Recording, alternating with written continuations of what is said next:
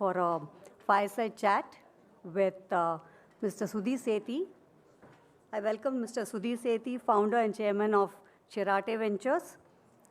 Chirate Ventures is a leading VC firm advising around 1 billion AUM invested in 100 plus companies. He's already exited 39 plus companies, and 3 of them are publicly funded, and 8 unicorns backed by 11 market leaders. I can't read the whole thing. It's too long. And Mr. Sudhir can, I'm sure he'll be happy to introduce himself as well as our unicorn, Mr. Peyush Bansal. Sudhir, I just wanted to tell a small thing about Mr. Sudhir because I met him in person in Bangalore. I guess that was the first member whom I met in Bangalore. He has multiple interests, which is an interesting thing about Sudhir I would like to tell is about his passion to collect locks. He collects locks from different countries, different villages, and different centuries. He has amazing collection of locks, and so if any one of you visit Namma Bengaluru, you have to visit Mr. Sudhir's office. He's also a wildlife enthusiast and a photographer, wildlife photographer. Oh, so over to Mr. Sudhir. Sudhir, thank you. Thank you. Can you hear me at the back? Okay. Thank you very much, MR Indiaspora, for inviting us here. Let me go straight to the point, introduce to you dear friend, Peyush. Thank you, Peyush, for coming here. Thanks, Sudhir. Stellar entrepreneur par excellence, and somebody who is perhaps symbolic of what Indian entrepreneurship can do, not only in India, not just building a firm, but building something which is impactful and changing the lives of people in the country. And I'll ask Peyush to elaborate that later. Overall, Peyush is the founder of Lenskart, started in 2010, along with Amit Chaudhary and Sumit Kapati, his co-founders. Started with a pure play digital distribution approach. Today, Peyush has evolved Lenskart into more than 2,000 retail stores, 3/4 of which are made in India, and the balance are outside the country. Presence in 15 countries, and Lenskart eyeglasses and related products are manufactured in the world's largest eyewear manufacturing facility based out of Delhi. There are 2 facilities, and produces 10 lakh glasses a month overall. And the annual production capacity of both the factories put together, including one outside the country, is 5 crore glasses a year. That is humongous scale as such. Lenskart is not just a leader in the Indian market, it's also an upcoming leader. You would be 7th largest in the world today, or 5th largest? Don't know. Okay, in the top 7 in the world in dollar terms, and one of the few companies who are approaching $1 billion revenue this year. When we came in 2011, and it was nice of Peyush to let us be investors. It was amazing. That time we invested just $4 million in the company at a post money of $10 million. Today the company has just completed a round with Adia at $4.5 billion. That's a journey of around 11-12 years, which is unparalleled. But it is not going to be the only journey. There are today 7 companies who have reached almost $1 billion revenue, and in the next 5 years we expect around 30 more companies to reach $1 billion revenue. All these companies were something similar to Lenskart, doing a few lakh rupees a month, 10 to 15 years behind. So, welcome Peyush. Thank you for joining us today. Peyush, you decided to come back to India after studying and working in the US, and that too to become an entrepreneur. What made you change that decision? What made you come back to India? Yeah, so it was about, thanks Sudhir for inviting, and thanks everyone for having me here. It was about 12 years back. I just somehow managed to get a job at Microsoft after failing the interview once and then preparing for that interview for 3 months the next time I applied, and I finally got the job, which I was dying to get. And After doing the job for a year, one fine day Bill Gates had invited some few employees to his lakeside house, and sometimes you get inspired by people and beyond limits. And he was talking about how he's going to move to Bill and Melinda Gates Foundation and make the world a better place. So I was thinking, I was sitting in the office and making PowerPoint better and Excel better every day, talking to expensive customers in Morgan Stanley and JP Morgan, adding the next feature in Microsoft Excel and PowerPoint. And I thought I also should be doing something which is change the world like Bill Gates is. And I was just literally 27 years old. And so yeah, I was thinking in the night in my apartment in Redmond that I should do something like that. And I did it. I just left the job without and came to India. And just came to India without an idea. And I thought that that US will not have opportunity to create this kind of revolutions. India would have. Okay. Because like everywhere there are problems to be solved. So when I first met you, you had 4 businesses in the company. Yeah. And so what made you start the 4 businesses? And please do explain what the 4 businesses, and what made you focus on eyewear? Okay, so I'll correct that. So when you first met us, we were so enamored by, so then when I came across this problem of vision correction, which I read in a newspaper that India is the blind capital of the world and 75% people here who need vision don't have it. It was like that moment which I was looking for after Microsoft to, where I could probably make an impact. So I was on that journey, and I don't know investing or fundraising. So we were just quietly doing that out of our basement office, meeting customers, trying to understand. And then you guys reached out somehow. I still remember TCM came to our office and he said, "What are you guys up to?" I got an email about Lenskart, and e-commerce is hot. And you suddenly said, "Take money." I didn't know how much money to ask, so I asked 2 crores. You gave 4 million. My dad is a CA. He said, "This doesn't sound right. Something is wrong." But yeah, we took the money. After you took the money, you said that eyewear is not so big, so we should build a larger company and be like Titan of It's the other way around. Okay. Online Titan, right? Online Titan. So we opened 3 more businesses very quickly, watches, bags, jewelry.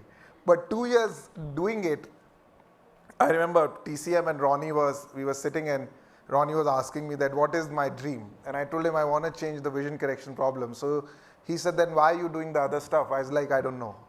So he said, "If you shut the other stuff, then we will give you money." Now top line that time was 10 crores. 2 crores was coming from eyewear. I literally used to spend 95% of my time on eyewear, and rest 5%, 80% of top line was not my goal. So then TCM, your partner, and Ronnie told me that if you want to do just eyewear, we will continue to fund you irrespective of valuation for you to do that, because we like what you are doing. That's it. That's why we shut the other 3, and the GMV went down. Nobody wanted to invest, but I was happier. So that was in some sense your pivot. Yes, in some sense it was the right thing to do. For me, it was more of an emotional decision, because my calling wasn't to create like $1 billion business or anything. It still isn't. And when that burden of raising the next round of money got away, I could literally do. And what happened is we had like so much overhiring done because of these other businesses. We suddenly had so much talent which could be put on eyewear. And I remember 2 crore revenue in the next, like literally 1 year went to like, 2 crore a year went to like 50 crores a year very quickly, because everybody was just focused on the same problem, not just me alone. So would you advise entrepreneurs in the early part of their journey to focus? Yes, I think I would advise entrepreneurs to really know what it is that they want to do, and what is it that they are solving, and where are they adding value, and what is arrival for them. Not for the VCs, what is arrival for them, when do they think, and which is why I'm still discontent as an entrepreneur, because from where I started, which is my meeting with Bill Gates, I haven't really done anything. So for me, arrival hasn't come. For many people, for Chirate maybe it has partly. So I think I would urge entrepreneurs to really think hard, because don't do it just for the sake of doing it. It's not like you need to stay motivated in the journey. Right. So otherwise it kind of becomes dragging, and you're doing it for the wrong reasons. So coming back now, maybe the last question on impact. You mentioned Bill Gates, and then you mentioned your ability or your vision to have an impact. Switching over to Lenskart as a focus, what is the impact which you've had through the eyewear business in the country? Can you sort of quantify that and define that? And what's your vision for that? So very little right now, right? I mean, there are about 700 million people in India who need vision. Vision correction. Vision correction. I think about when we started, maybe 170, 180 million people had it. Maybe we have added another 30 million people in India with vision correction. And globally, there are about 4.5 billion people who need glasses. Only 2 billion have it. According to World Health Forum and the largest health ailment in the world is not hearing aids, not malaria, not dengue, it's vision correction, right? Because a child who's going to school cannot really, we do so much work in the foundation, which my wife runs. We find kids who are in grade 7 who have pretty significant myopia, but they never had glasses. Right. In fact, 70% of school dropouts in India are because of vision issues. So I think the impact that we have had is that I think people are beginning to talk about eyewear, right? There's more awareness about this problem.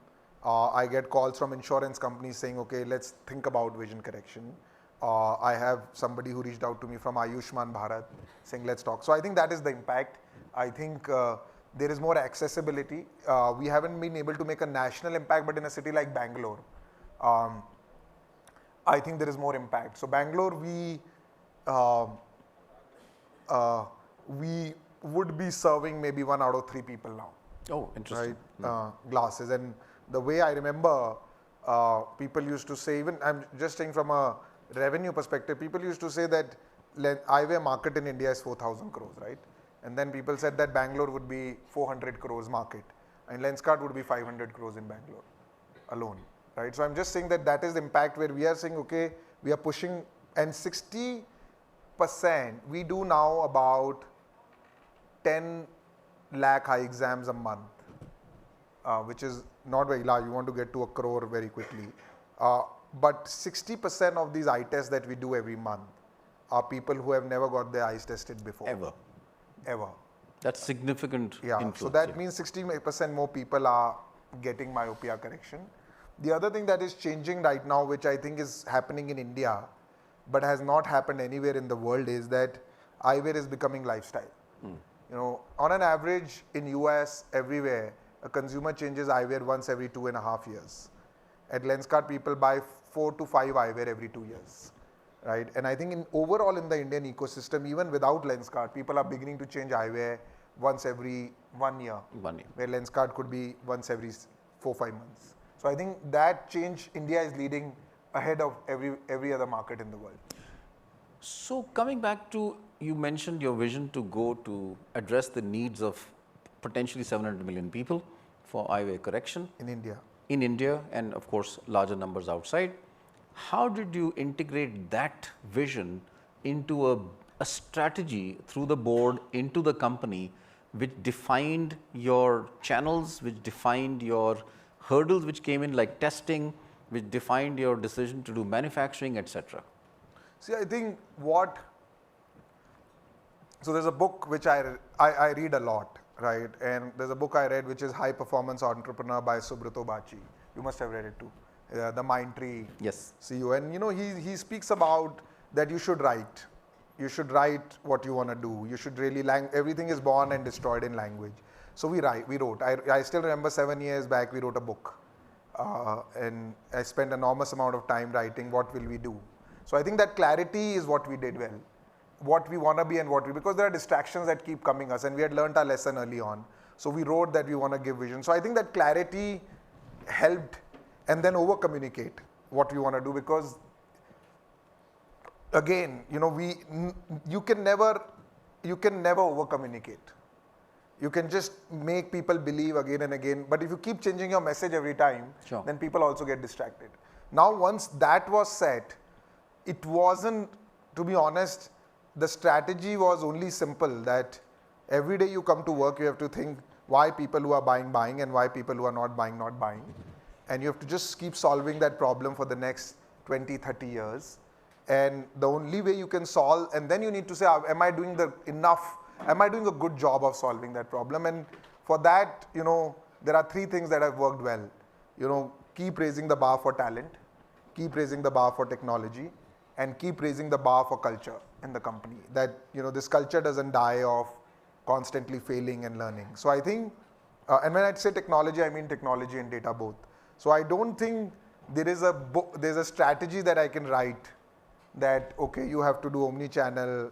In fact, I don't know what is the strategy that, and I believe that a company can, some investors come and say Lenskart has found a mousetrap, right? I don't think you can ever find the mousetrap. You have to constantly unlearn, learn, and figure out. A few years back, people were buying, iPads didn't exist. Today, iPads exist. So what will change? And now generative AI is there. All we can do is like take a problem a day, keep solving it till we solve it. Let me get to specifics. You took the decision of doing eye tests at home. Elaborate that, because that was a very big game changer. Yeah, so I think it's the same philosophy, right? There are 100,000 people coming on your website. Let's say 3% people buy. The best online conversion is 5%. Then the question is, everybody's saying spend more money on marketing and increase traffic. But when I reach out to all those 100,000 people, 40-50% people want to buy from us, right? So why are they not buying? So maybe they want an eye test. And they were coming to shops to do eye tests? Yes. So we said, okay, let's go to their house. So we sent people on a van. Then we realized, okay, van is too clumsy, but then we went on a bike. Yeah. Yeah. And now then we said, okay, why book an appointment 6 days later? You can do it in 30 minutes. Yeah. So we can book an appointment right now in 30 minutes. You can and get you're doing how many eye tests a day right now? Collectively, right now. In India? In India, about 30,000 a day. 30,000 a day. And I've been a recipient. These are Lenskart glasses, by the way. Okay. So any of you want to try Lenskart eye test at home, please do try. It's a wonderful experience. Quick one. Going to your domestic market, you're a dominant player. Then you you decided to expand outside the country. What drove that decision? Then you acquired Ondays for a large $300 million sum in Japan, and then you're today in 15 countries. Explain that journey. Yeah, so I think, like I said, we just like we wrote something 7 years back, we also wrote something just 2 years back. And we, after COVID, myopia was growing very rapidly. And in many markets like Southeast Asia, myopia is now 80%, right? And in Hong Kong and all, it's 90%. So 8 out of 10 kids today have myopia. In India also, it's growing. And we were kind of beginning to feel that if we think about the next 20, 30 years, what is the impact and what do we think we want to create? And we kind of felt that we wrote a new statement, and that statement was we want to be Amazon of eyewear, right? And then when we wrote this statement and that, we saw, okay, where is the biggest problem, and we sell Southeast Asia. So we started working. We are not in a rush, but when we went into Southeast Asia, we piloted Singapore for 2 years. We realized that actually and the problem. You did well there. You did very well there. Yeah, we realized the problem is actually same. People don't have access to vision care. It's so expensive. The awareness is low. People are not. And when we met those customers, we could realize. So then we realized this dream, and we took a bold bet. We found some company which was present in physical locations, and the founders were just stellar, and I wanted more co-founders. So we put everything we raised in one company. And I've had the chance to meet the Ondays founders. Yeah, Amazing founders. I think the fundamentals are strong. Very strong, yeah. Quick question on technology.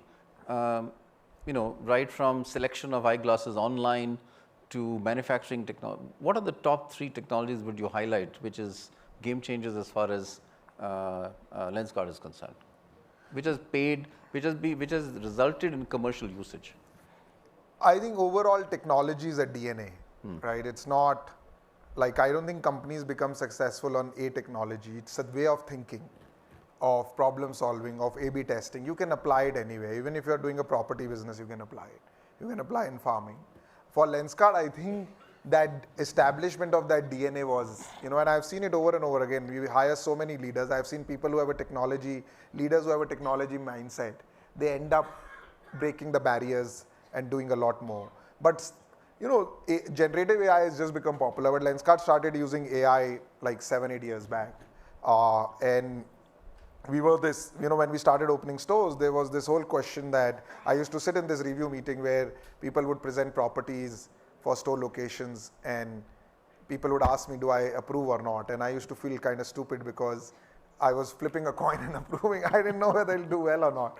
And everybody else was waiting whether, if I answer first, then everybody else would say yes. If I say no, everybody else would say no. So I started answering in the end, but the success rate was still poor. So we said, okay, and in college, I used to trade stock market using AI. That was my background. So we started creating algorithm, okay, there's so much data on the internet about food delivery prices, etc. And we started predicting. So today, I think if you go to a latitude, longitude, we can predict with 95% accuracy what revenue would a Lenskart store do there. And that allowed us to open like 400-500 stores a year. So I think that technology, it's one example, very unique example that the second was, I think this whole thing about, trying glasses, and we invested a lot in AR and we have co-invested now in a company. But Lenskart invested in AR like 6-7 years back. So what we realized when we gave people this Lenskart app where they could try glasses thousands in a second, they suddenly started imagining themselves in those glasses and that frequency of buying. So there are innumerable examples, and also this manufacturing and software linkage where, the combination of hardware and software has a huge amount of potential. Where if you go to, let's say, Tirupati and you want to order Lenskart glasses and you want 2 mm more height in your lens, we wanted that in next 15 minutes your specs is on a machine. And nobody should tell the machine that you need 2 mm more. The machine should know immediately. So we started writing code for automation very early on. So that really helped. Excellent. I see a lot of time up boards, but do we have time for 2 questions? If there are any questions, happy to address them. Yes. Yes, Peyush. please. Sorry. So Peyush, recently been a Lenskart customer for the first time. I live out of Dubai and very happy with the experience. Thank you. The store manager, so you talked about DNA, very impressed on how that culture has gone to the store level in Pune, where he said, sir, you live in Dubai, whether it's Pune or Dubai, will deliver irrespective of your location. And I was kind of surprised. It thrilled me as a customer, delighted me. But what's the secret sauce there? Yeah, I think firstly, none of this is by chance, I can just tell you. And any company that does this well, it's not by chance, right? I think you have to, it's a question of culture. And the way, the secret there, I think it's a combination of telling people what is most important and why you come to work, and making sure they know why they come to work, right? Are they coming to work to make an additional dollar, or are they coming to work to serve one more customer? And you have to just keep doing it, over communicate. It takes years and years for them to realize, because the way you do it is like, when I visit a store, I never ask the store what is the sale. I ask the store, was everybody happy today? Or is there an unhappy customer that you want to talk to me about? And then if they tell me this person, I say, okay, let's open that customer, let's pick up the phone, solve their problem. So, and if you do this repeatedly, then other people, your next lead. So culture is built by doing by example. And if the top leadership starts doing it, then everybody starts talking that language, all right? So I don't think you can put it in a manual. You have to just, like, I've done some experiments, right? Like a lot of meetings in India start very late. It's part of our culture. And I was always worried about this at Lenskart, that how will we deliver great precision if we can't just start a meeting on time? And I tried all sort of things and threats and everything. But then I tried an experiment. I came to every meeting in time for 30 days. In another 30 days, every meeting in Lenskart was starting on time. I did not even tell people to start on time. So it just, human beings are monkeys. My friend Aditya Ghosh tells me. We evolved from monkeys. We copy. So you do it, everybody do it. Things, yeah. Thank you. Yes, please. My name is Nalin Kohli. I'm based in New Delhi.